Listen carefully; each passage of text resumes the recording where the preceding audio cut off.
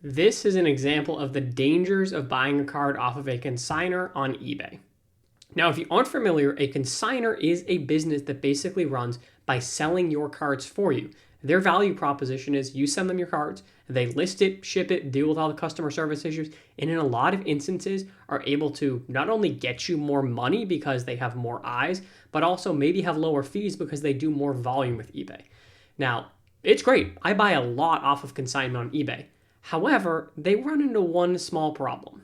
And that problem is that sometimes cards that are sent to them are damaged and not disclosed.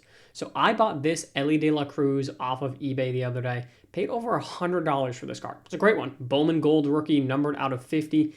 Looks solid, the front, very, very nice. Back, I can toss up on screen the pictures that had the listing. Now, I pulled this card out and I said, $100+ card, I'm going to look at it to see if it's worth grading. So I pulled it out. I'm pulling it out of the penny sleeve top loader. Surface looks really nice. Very, very impressed. Thought, okay, cool. Decently well centered. We might have something here. Flip it over. Look at that. Look at that crease over the back of the card. Now, of course, that means that this card is absolutely cooked. It's going to get 6 at absolute best. So this one, not one that's worth grading, and is actually one that I am going to try and return. Now, the reason why I say try and return is that it's technically not guaranteed. Most big consigners will have that they do not accept returns. Now, in this instance, I messaged the consigner that I bought it from, and they said, of course, happy to take the return. They are a really good one that I work with all the time, so I'm not surprised that they are standing by it. But if you look at most listings on eBay that are done by large consigners, they are generally listed as in excellent condition. And that's to protect them because as somebody who sells cards at a massive scale, I recognize that it's not physically possible to look at every single card that you're selling. And they operate at a scale 100 times, if not greater, than what my sports card business does. So there's no way. They have somebody that I'm sure looked at this card and did exactly what I did. Look at the front, look at the back and say, cool, looks pretty good in the top loader. I don't see anything major issue-wise. Had they pulled it out of the top loader and looked at it though, well, then you would have seen that crease. But with the scale and with the volume that they're operating at, well, it's just not possible that they can look at everything.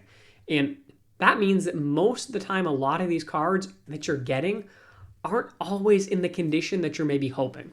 Now, I personally go into buying off a consigner recognizing and knowing that. I don't expect to get cards that are in 10 condition off of consigners generally because I know that most people that are trying to sell these things that maybe have been sitting in their closet, they hit a break, etc., look at it and they say, it's not worth grading. I don't want to deal with the headache of a potential buyer complaining about the surface ding or the scratch or the giant crease in the back of this card. And so what they do is they send it off to a consigner. And in some instances, the consigner is able to catch it in their seat and say, hey, this one has damage to it. I have sent off a card previously that I actually think the consigner was too strict, which I kind of prefer as a buyer, but as a seller, debatable, where they actually went through and they circled with, a permanent marker on the top loader and said, hey, this one has a soft corner.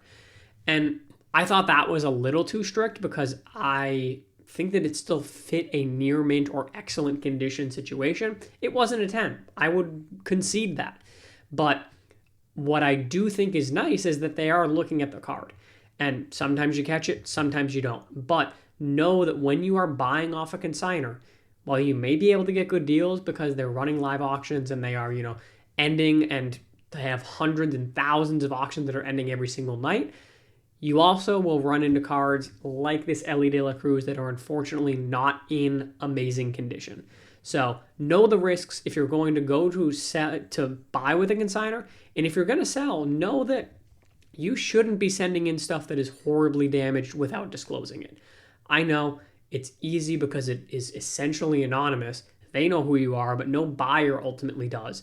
And you think you might be able to get away with it and have this.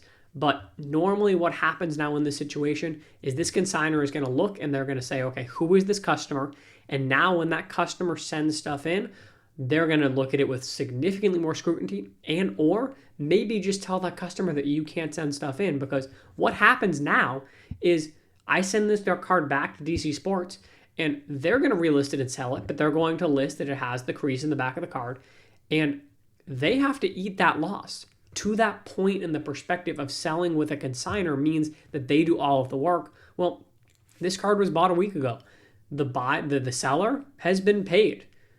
The person whose card this originally was has been paid up by DC Sports. They have the money in their bank account. They are able to go withdraw that, and now DC has to eat that loss. That's the risk that their business has with returns and things like that. They're still going to make, some money off this card. My guess is it's going to do $40-$50 instead of $100 plus.